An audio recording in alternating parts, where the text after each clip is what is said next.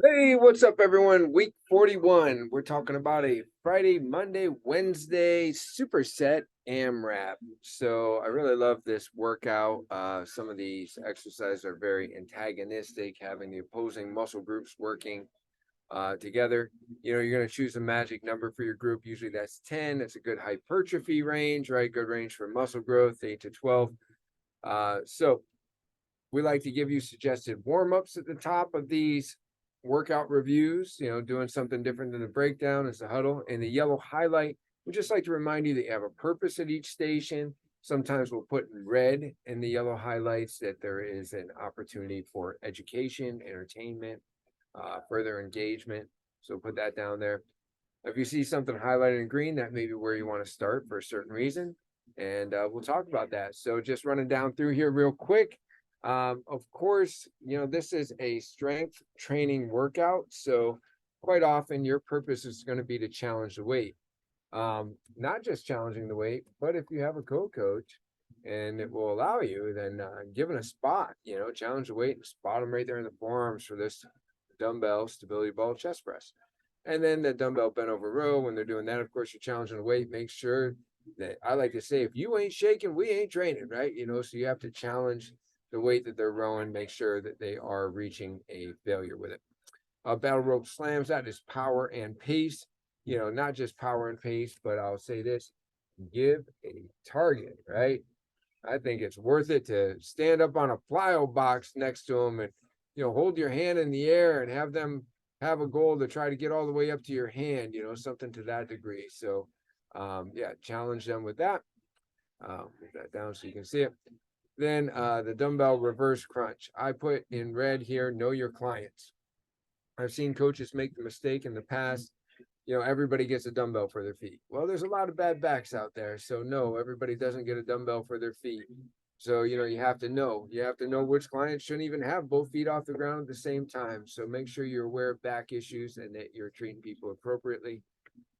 So yeah, know your clients on this one and where appropriate, definitely, give them that dumbbell between their feet. Then the kettlebell curl to overhead press. All right, so this is another opportunity to watch for spotting opportunities. It says watch for spot op. So if you're wondering what the spot op it is, if you give them an appropriate way to curl to overhead press, they should be feeling the challenge with that overhead press. You can come along and again spot on the forearms and help them out, be that coach that's engaged and in the process.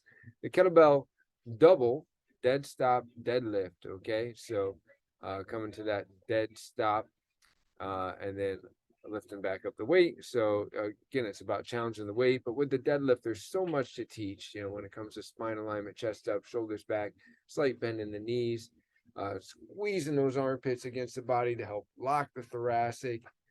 Some you can Google this. Some will even say only letting out half the air because some of that air just helps to keep everything tight around the spine as well. So um, teach good form with that. Even pull somebody aside and make sure they can maintain 3 points of contact when they're bending forward, so that way they don't compromise their spine.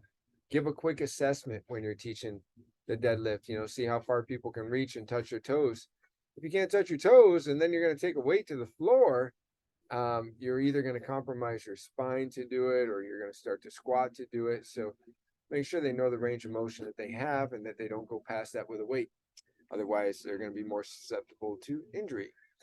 Then the Superman front squat, challenge a band. Make sure they got a challenging band for that. The jam ball resisted leg lift. So again, know your clients. If it's somebody with they shouldn't have both feet elevated and a weight on their feet, then you can have them do an alternating leg raise. You could also have them do a deca sit up if that's more appropriate for them. So just know who you're working with. Some clients will be standing up and they'll be reaching for their legs with the ball, giving a little press out there. This Trx hamstring curl is highlighted in green. So if I got 5 different supersets going on at the same time, I know that my job as a coach is to start at the TRX to help people get their feet into the handles, which become vandals at Journey once their feet are in there. I also want to spot the low back. I'm going to, give them that gentle push up on the low back. So in that way they feel the elevation of their hips and they're feeling the engagement of their posterior as they start to work those leg curls. And then finally, the jam ball slams. It's a power and pace activity. When we highlight something in orange, you know, it's just a question. It may be a question because of equipment. It may be a question for us.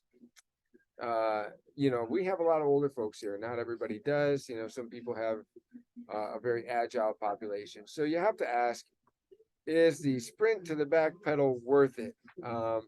You know, I always definitely coach a forward lean when people are backpedaling, but I've seen enough people fall to where I might rather have them, you know, sprint down and back, sprint down and back twice, whatever it might be. And so then, of course, while that person's sprinting down the back, there's somebody's doing side to side slam, somebody else is doing Bosu taps, and someone else is doing the high plank. So you just consider it's highlighted in orange. Orange might mean caution, right? In your mind, just to examine is the juice going to be worth the squeeze with this exercise? And it depends on your population. Maybe it is for some classes and maybe not for others. So think about that. Remember, the program design is done for you, which takes a lot of work off your plate to give new and exciting variety each week. However, you know your location, you know your people best. And so that's why we say, know your clients, right? Know your clients as in the back. Know your clients as in, like, you know, should these folks be backpedaling? Okay.